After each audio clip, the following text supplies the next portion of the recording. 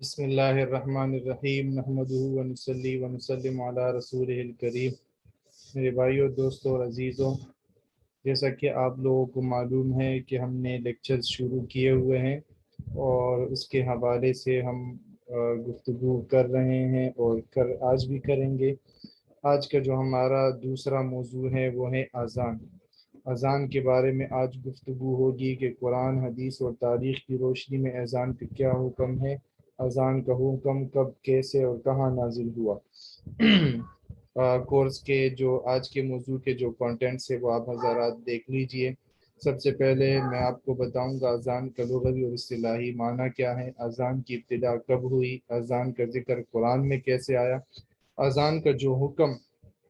ہے 5 نمازوں کے لیے ہے اس کا حکم کیسا ہے، فرض، واجب، سنت کا ہے، اذان کا طریقہ کیا ہے، اذان کے الفاظ کیا ہیں، اذان میں زائد الفاظ،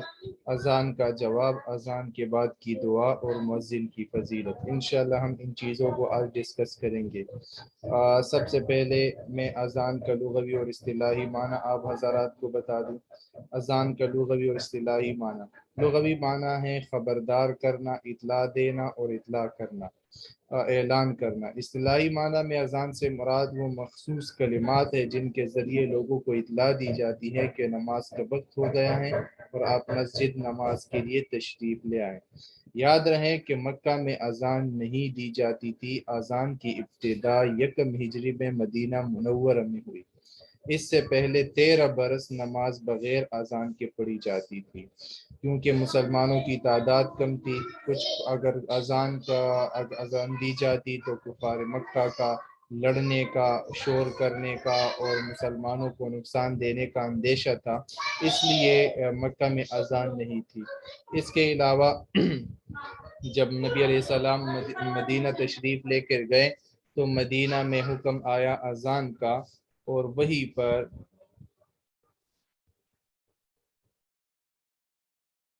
نبی علیہ السلام جب مدینہ تشریف لے کے گئے تو وہاں پر مسلمانوں کی تعداد بہت بڑی، کثیر تعداد مسلمان ہوئی، تو وہاں پر پھر نبی علیہ السلام کو اذان دینے کی، مسلمانوں کو نماز پہ بلانے کے لیے ایک ضرورت پیش آئی۔ تو نبی علیہ السلام نے اس کے متعلق صحابہ کی شورا بلائی، مشورہ کے طور پر سب کو بٹھایا اور ان سے کہا کہ مشورہ دیجئے کہ ہم کیا کریں، کون سی ایسی صورتحال اپنائی جائیں جس کے ذریعے سے لوگوں کو نماز کے لیے بلایا جائے۔ تو ایک مشورہ یہ آیا کہ یہودیوں کی طرح ہم بھی سینگ بجائیں، تو جب سینگ بجائیں گے تو اس کے ساتھ مسلمان نماز کے لیے داخل ہوں گے۔ نبی علیہ السلام نے اس کو پسند نہیں فرمایا کیونکہ یہودیوں کے ساتھ مشابہت تھی۔ پھر کہا نہ عیسائیوں کی طرح ناقوس بنایا جائے، گھنٹی بجائی جائے، تو اس کے طور پر مسلمانوں کو بلائیں گے۔ نبی علیہ السلام نے اس کو بھی ناپسند فرمایا۔ پھر حضرت فاروق اعظم رضی اللہ عنہ نے یہ مشورہ دیا کہ نماز کا وقت ہو تو الصلاۃ جامعۃ کہہ دیا جایا کرے، اور اسی طرح یہ شورائی اجلاس ختم ہوا۔ یعنی گلیوں میں جب مسلمان آئیں گے نماز کے لیے تو الصلاۃ جامعۃ اونچی آواز سے کہا جائیں یا مسجد کے اوپر کھڑے ہو کر کہا جائیں تو مسلمان سنیں گے، اور اسی طرح نماز کے لیے وہ حضرات داخل ہوں گے۔ اس کے بعد جب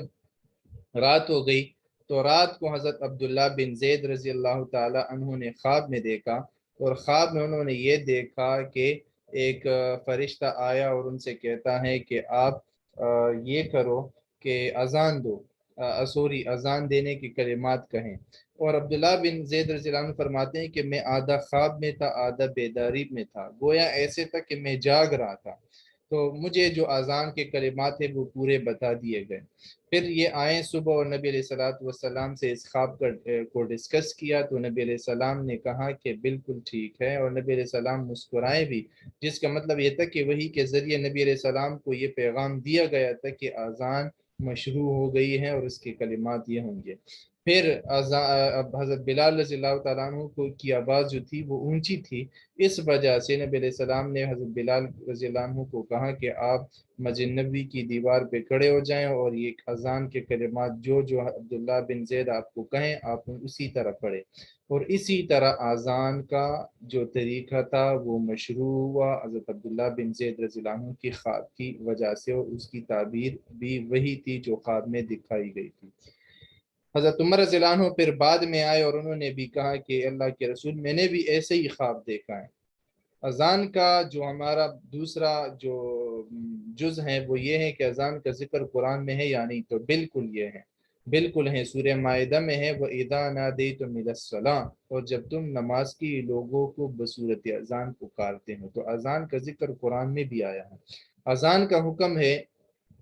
5 فرض نمازوں کے لیے اور نماز جمعہ کے لیے اذان کہنا سنت مؤکدہ ہے، تاکید کے ساتھ یہ دی جائے گی، یعنی کوئی بھی ایسی نماز نہیں ہوگی اور نہ آج تک 1450 سالوں میں آئی ہے 5 اور فرضوں کے علاوہ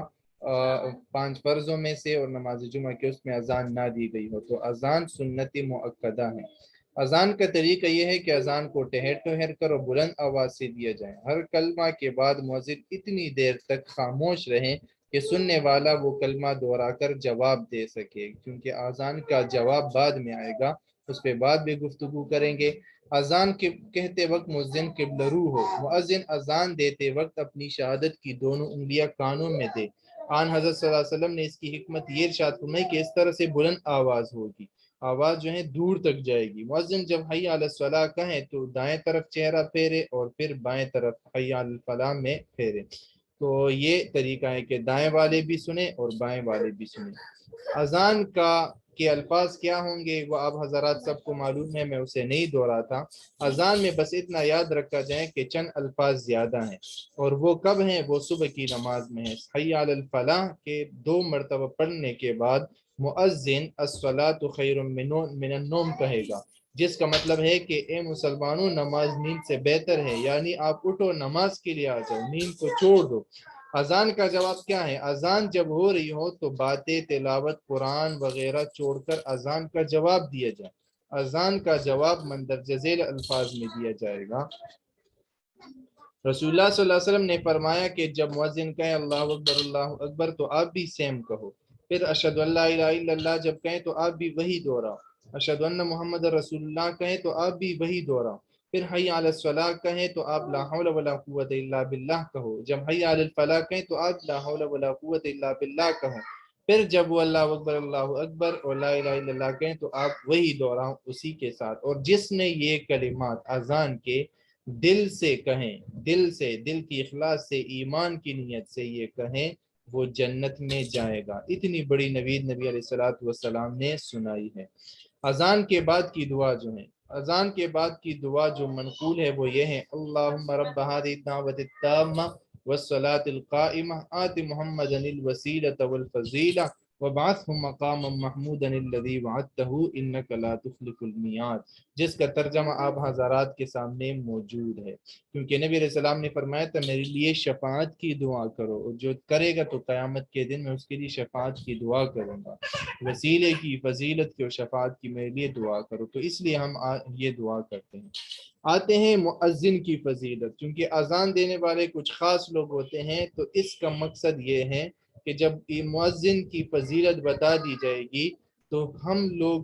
دل میں موٹیویٹ ہوں گے اور ہماری بھی چاہت ہوگی کہ ہم بھی اذان دینا شروع کریں۔ اذان دعوت نبوت کی ایک شاخ ہے، کیونکہ مؤذن لوگوں کو ایک ایسی عبادت کی طرف بلاتا ہے جو ارکان اسلام میں سب سے بڑا رکن ہے، یعنی نماز۔ اور اذان دیتے وقت بندہ کیا ہو جاتا ہے؟ اللہ کے قریب ہو جاتا ہے اور اسے اللہ کی خوشنودی حاصل ہوتی ہے، اور جہاں پر اذان ہو شیطان وہاں سے ناخوش ہوتا ہے، وہاں سے بھاگتا ہے، اور ان میں سب سے بڑھ کر وہ نیکی ہے جس کا اثر دوسروں تک پہنچے، جیسے مؤذن جب اذان کہتا ہے تو اس کی نیکی دوسروں تک پہنچتی ہے اور وہ لوگ نماز کے لیے آتے ہیں۔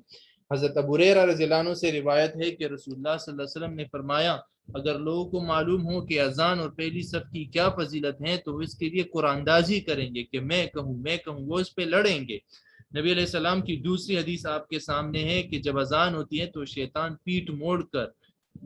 بوز مارتا ہوا بھاگ جاتا ہے تاکہ اذان نہ سن سکے، اذان کے بعد پھر لوٹ آتا ہے، اور جب اقامت کہی جاتی ہے تو پھر بھاگ کھڑا ہوتا ہے، تکبیر کے بعد پھر واپس آ جاتے ہیں، اور آدمی کے دل میں وسوسے ڈالتا ہے، تو اس کو وہ باتیں یاد دلاتا ہے جو نماز سے پہلے اس شخص کے خیال میں بھی نہ تھی، جس کا نتیجہ یہ نکلتا ہے کہ نمازی کو یاد ہی نہیں رہتا کہ اس نے کتنی نمازیں پڑھی۔ جیسے آج کیا ہمارا ماحول ہے کہ ہماری بھی یہی کیفیت ہے کہ ہم حضرات جو ہیں نا، ہم ہم بھی اسی طرح نماز پڑھتے ہیں کہ ہمیں پتہ ہی نہیں چلتا کہ کتنی نمازیں کتنی رکعتیں ہوئی، اور جو امام ہے اس نے کیا پڑھا نماز کے اندر، اور ہمیں بھی یاد نہیں رہتا، اور ہم نماز سے غفلت کے شکار ہو جاتے ہیں۔ تو اس لیے اس میں آپ کو حضرات کو ایک اہمیت بتائی گئی کہ آپ حضرات نماز کی فکر کریں۔ خان حضرت صلی اللہ علیہ وسلم کا ارشاد گرامی ہے، قیامت کے دن مؤذنوں کی گردنیں سب سے دراز ہوگی۔ ایک اور حدیث مبارکہ میں ہے کہ جس جگہ تک مؤذن کی آواز پہنچتی ہے اس کے اندر جتنے انسان اور جنات رہتے ہیں وہ سب قیامت کے دن اس مؤذن کی حق کی گواہی دیں گے، اور اللہ تعالیٰ اس کے اتنے گناہوں کو بخش دیتا ہے جو اس دائرے کے اندر سما سکے۔ چوتھی روایت حضرات آپ کے سامنے ہے، مؤذن کو شہید فی سبیل اللہ کی طرح ثواب ملتا ہے، اور دفن کے بعد اس کا جسم کیڑوں کی غذا نہیں بنتا۔ اتنی بڑی فضیلت کہ اس کو شہادت کا درجہ ملتا ہے، اور جب دفن ہوتا ہے تو اس کا جسم کیڑے نہیں کھاتے بلکہ وہ اس سے محفوظ رہتا ہے۔ تو جب کیڑے نہیں کھائیں گے تو اللہ اسے دوسرے عذابوں سے بھی محفوظ رکھے گا۔ یہی وجہ تھی کہ حضرت صحابہ کرام یہ تمنا کرتے تھے کہ کاش نبی علیہ السلام نے ان کو اور ان کے خاندان کو اذان دینے پر مامور کیا ہوتا تاکہ وہ بھی ان بشارتوں کے مستحق ہو سکے۔ میرے بھائیوں اور دوستوں اور عزیزوں، یہ مختصر سا موضوع تھا جو آپ حضرات کے سامنے ڈسکس کرنا تھا، اور ڈسکس کیا الحمدللہ۔ امید ہے آپ کو اس سے فائدہ ہوگا۔ اللہ جل شانہ ہمیں دلوں کے اندر بھی اذان دینے کی شوق پیدا فرمائے، اور آج کل تو ہم کسی فیشن وغیرہ سے نہیں شرماتے، غیروں کی طرح لباس، غیروں کی طرح باتیں کرنے پر نہیں شرماتے، بری بری باتیں کر کے، گالیاں دے کے، برے الفاظ اور برے اخلاق اپنا کر نہیں شرماتے، لیکن اگر شرم آتی ہے تو صرف وہ دین کے کاموں میں۔ اللہ تعالی ہمیں ان تمام احادیث پر عمل کرنے کی توفیق عطا فرمائے، اور زیادہ سے زیادہ اسے آپ دیکھے بھی اور شیئر بھی کرے، اسے سمجھے بھی، اور اپنے دین سے وابستگی ضرور حاصل کرے۔ اگلے ویڈیو میں پھر ملیں گے، تب تک کے لیے اللہ حافظ، وصلی اللہ تعالی علی خیر خلقہ محمد وعلی آلہ وصحبہ اجمعین برحمتک یا ارحم الراحمین۔